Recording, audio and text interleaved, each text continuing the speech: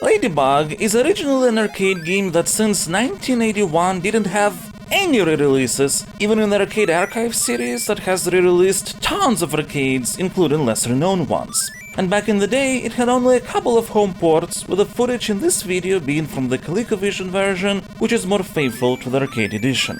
Even I found out about Ladybug purely by chance. If you follow this list for a while, you know that I use various video game databases to remember what games I have actually played as a child, and on first glance, Ladybug looked like a Pac-Man clone, and I was about to close the page when I noticed the maze has revolving doors that you control. I found that interesting, and I wanted to check how it changes the maze chasing dynamics. And holy shit, this mechanic in combination with smart placement of the doors works so well. Here's the thing, only you can revolve the doors. The bugs that try to catch you can't. This adds so much strategy and depth, an additional layer of which is added by randomly placed power-up items. First, there's the skulls, which kill you and enemy bugs on touch, which can be useful. Then, in the place where bugs spawn, there's a vegetable. Touching it will make them all freeze for a little while, although it is possible to collect that vegetable only after all bugs have left their den. But finally, there's the hearts and letters. Most of the time they are blue, in which case letters just add points and hearts multipliers for the points. But also they can change temporarily to red and yellow. If you pick up the letters when they're in red or yellow, you add them to the word of the respective color. The yellow word is extra, it adds an extra life. The red word is special. In arcade it gives a free quarter, in home releases it leads to a bonus round. There's only 3 random letters per stage, but if you complete the word, then you auto-complete the stage you're in. Now that I'm saying it out loud, I'm afraid it will sound confusing, but it's actually a really simple concept to grasp while actually playing. And as a result of all these factors, the dynamics have the potential for infinite variety in a way even Miss Pac-Man can offer. But potential is the key word here.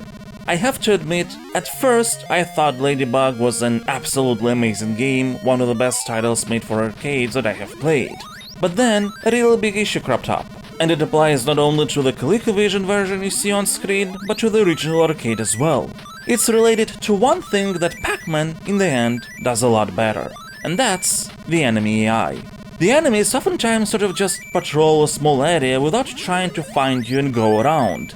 On lower difficulty levels, this actually works to your advantage and allows to create the feeling of outsmarting the opponents as you pass nearby to snatch everything you need before hiding behind a revolving door. But in higher levels, when the enemies are really fast, you have to make some irresponsibly risky moves to attempt to progress. That is, if we don't mention the overall fact that as a result of all this, the maze chase back and forth isn't as prominent as in Pac-Man games. And the more often you replay Ladybug, which I did because it's just so good in pretty much every other aspect, the more aggravating it becomes.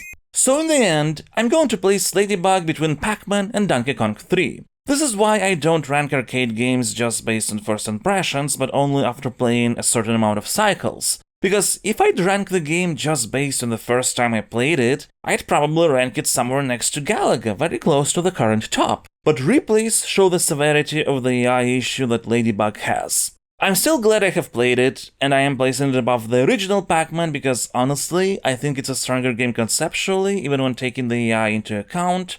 But Miss Pac-Man is still a better maze chaser as a whole. And in the space between those two, I chose to put Ladybug underneath Donkey Kong 3 purely on the basis of, given everything I know, what I would rather replay again if I had to.